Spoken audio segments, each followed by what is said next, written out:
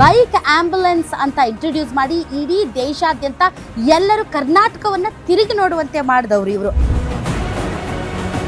ಕರ್ನಾಟಕದ ಇತಿಹಾಸದಲ್ಲಿ one of the best speaker ಅನ್ನುವಂಥ ಹೆಗ್ಗಳಿಕೆಗೂ ಪಾತ್ರರಾಗಿದ್ದಾರೆ.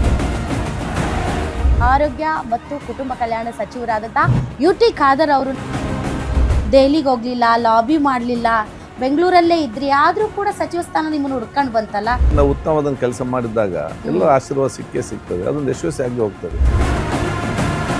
UT ಖಾದರ್ ಅವ್ರಿಗೆ ಆರೋಗ್ಯ ಖಾತೆ ಎಲ್ಲ ಇನ್ನೂ ದೊಡ್ಡ ಖಾತೆ ಕೊಡಬೇಕಾಗಿತ್ತು ಅಂತ ಪ್ರತಿನಿಧಿ ಸ್ವೀಕಾರ ಮಾಡುವಾಗಲೇ ಮೊದಲ ಹಂತದಲ್ಲಿ ಸಿಕ್ಕಿದ್ದು ನಮ್ಮ ಸಿಕ್ಕಿದ ಗೌರವ ಅಂತ ಎನಿಸ್ತದೆ. UT ಖಾದರ್ ಎಂಬ ಹೆಸರಿನ ನಾನು ಜಮೀರ್ ಅಹಮದ್ ಖಾನ್ ಅವ್ರನ್ನ ಟೀಕಿಸಿದ ಹಾಗೆ ನಿಮ್ಮನ್ನು ಟೀಕೆ ಮಾಡಲ್ಲ ಸರ್. ನನಗೆ MLA ಸೀಟ್ ಮುಖ್ಯವಾ, ನನಗೆ ಮಂತ್ರಿ ಮುಖ್ಯವಾ, ನನಗೆ ಮುಖ್ಯನೇ ಇಲ್ಲ.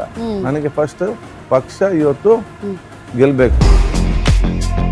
ಸರ್, ನೀವು ಸಿದ್ದರಾಮಯ್ಯ ಅವ್ರ ಬಣನ DK ಶಿವಕುಮಾರ್ ಅವ್ರ ಬಣನ?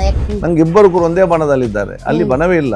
ನಿಮ್ಮ ಹೆಲ್ತ್, ನಿಮ್ಮ ಪಕ್ಷದ ಹೆಲ್ತ್ ಮತ್ತು ರಾಜ್ಯದ ಹೆಲ್ತ್ ಹೆಂಗಿದೆ ಸರ್? ಎಲ್ಲಾ ರೀತಿಯ ಸಕಲ ವ್ಯವಸ್ಥೆ ಇರುವಂತ ICU ಬೆಡ್ಗಳಿದಾವ ಎಲ್ಲಾ ತಾಲೂಕು ಆಸ್ಪತ್ರೆಗಳಲ್ಲಿ?